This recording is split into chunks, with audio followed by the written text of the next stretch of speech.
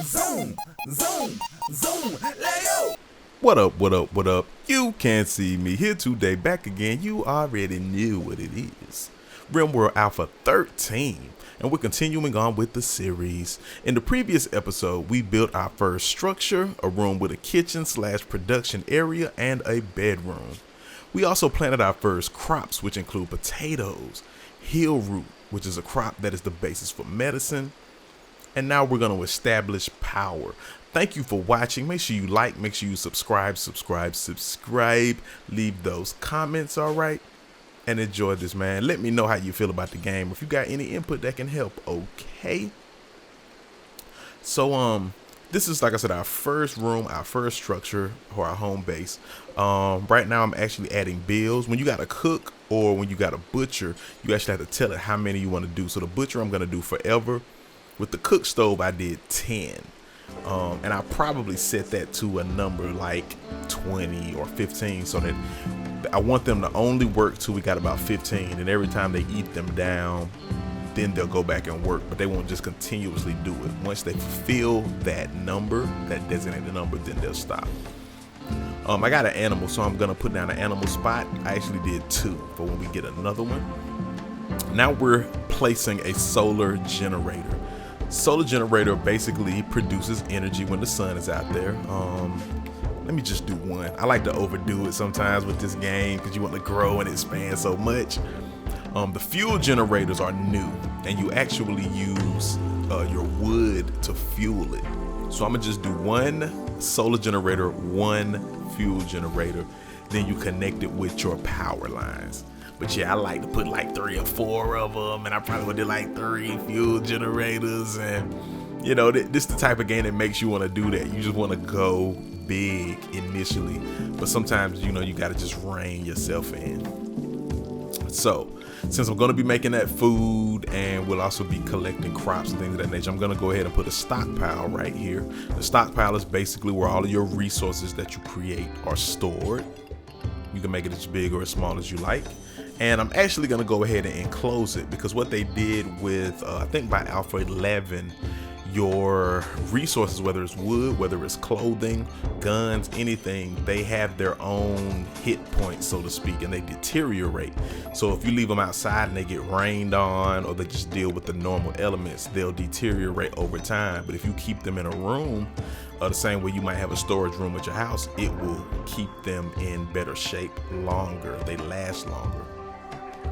So I'm gonna close this, and what I think I'm gonna do is eventually make this my freezer. I'm gonna make another stockpile eventually outside of this room, and I'll put some coolers in here so that when and just basically you can choose what you want in the stockpile. I make it all food and medicine, and that way it'll stay frozen because your food will get old and rot over time. I'm trying to jazz this room up because the people, especially the longer you're going and the more you get in your crops, the more they turn into people and they get snooty, and they want the rooms to look nice. They want them to be comfortable, more similar to like a Sims or something. In the beginning, they just happy to not have died from the ship landing and they just want shelter. But after a while, they turn into normal people. They become all sticklerish. So you have to make the rooms look better. So I'm gonna put down a wood floor. Let's see, I had to get them to mine over here. I kind of cut it off in the last ep so they would stop mining, but I need more of that compacted steel. Steel, just like with the Industrial Revolution, is just the basis for a lot of the things you create in this game, a lot of your production items. You can do it for the structures, but you use a lot of steel, even if you're gonna craft things, guns. Yeah, steel is a big part. So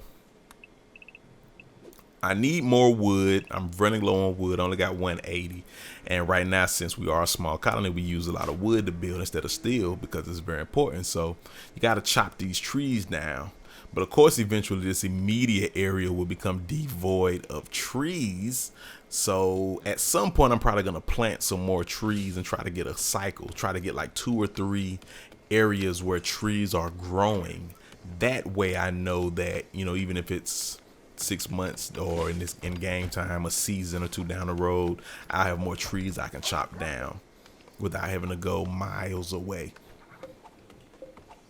So, okay. You know, this is my room, but it still has the trees in it. So you gotta cut the trees out. We have one of our solar panels, which is cool. I'm gonna have to do a battery in a minute too. There's the fuel generator.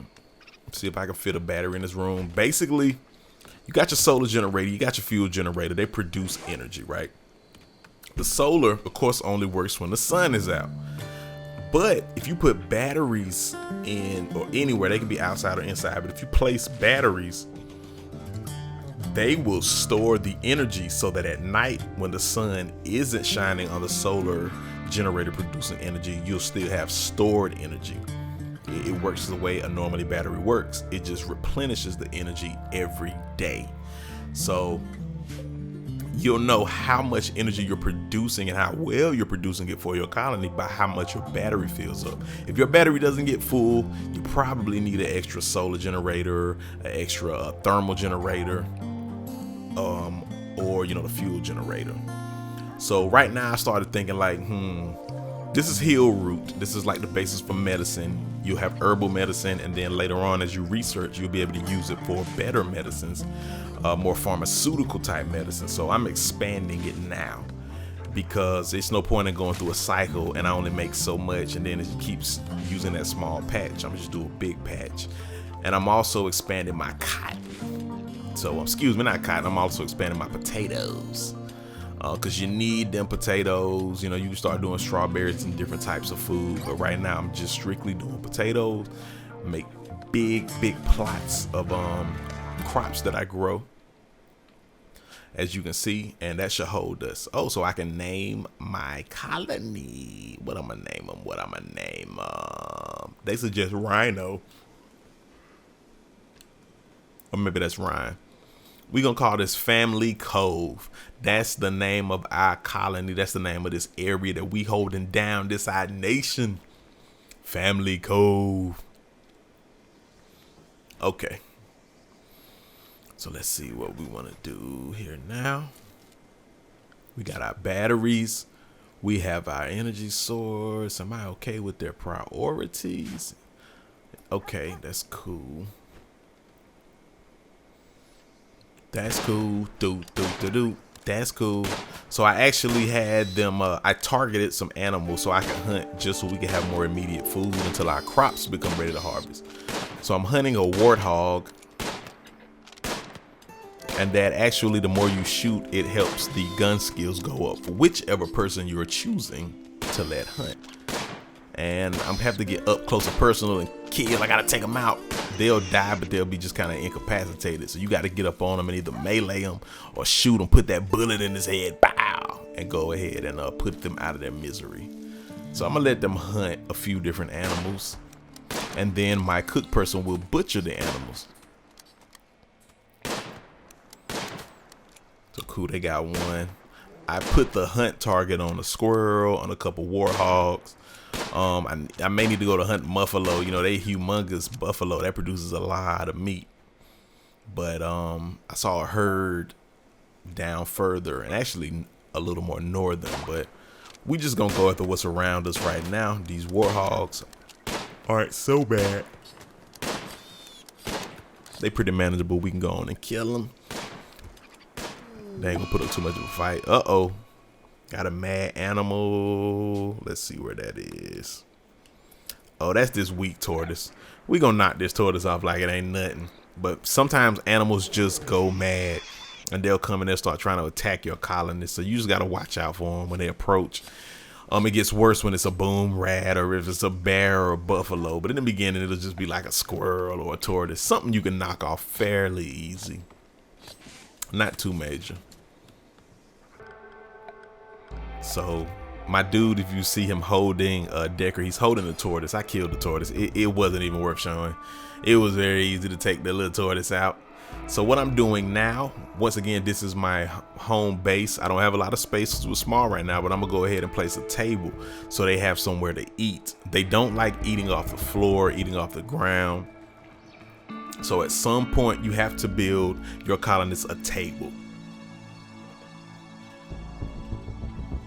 And I'm gonna break down this wall here, break it down a couple slots, because I really don't need the whole wall. But when I make a big room, I like to put a wall or at least some posts so it'll support the ceiling, because the ceiling will collapse on you, or at least it did in older versions. If you made the room too big, it'll collapse and hurt your colonists. It may destroy some of the different things you've built, and that sucks. So yeah, make sure that you support your buildings. If you play in Rimworld, make sure you support the different rooms you create.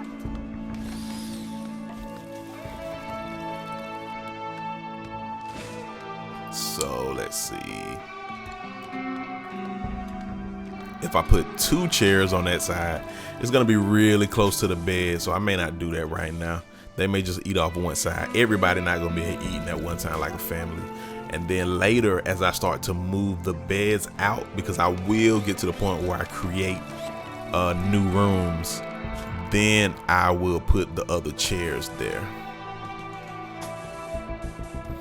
I'm also adding wood floors to this room. Like I said, people like the floors to be nice. They like the walls to be a little nicer.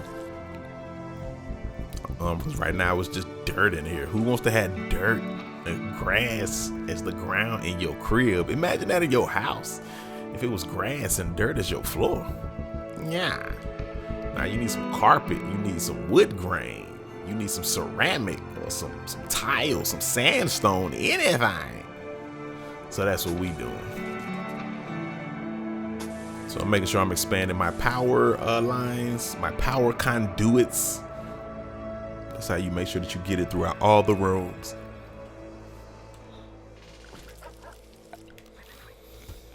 Okay. So this is coming along pretty well. I'm actually liking the way that this is developing.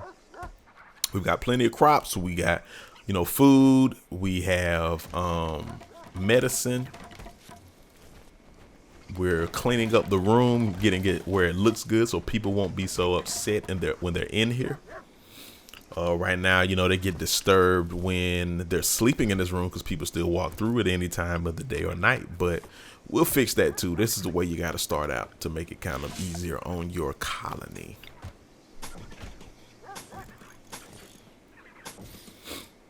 Okay. So yeah, they're storing, they're stacking. We saving up. That's a good thing. Okay, cool. We had a wanderer join. Nice. That's what they added to this too. Like I said, more wanderers join. Sometimes people would flee, like they're getting chased. They're a POW, and you have to save them. And as long as you fight for them and you kill the people who raiding, they will join your colony. But yeah, sometimes just random wanderers or even visitors in 13. If people visit, they see your colony, they feel like it's nice. They like, oh, peace. We leaving our colony. We joining you. So yeah, that's cool. We got another joiner. We got power. We got crops. I think this is a good place to bring this one to a close. So you can't see me. Rimworld Alpha 13. Everything's coming along well. We'll continue in the next episode. Make sure you like, make sure you subscribe, leave those comments, share, because it feels good. And above all things, you know what you must do, right? You know what you must do. Make your next move your best move, all right? Peace. You can see me, your favorite gamer. First one to track. Zone, let go. Zone, let go.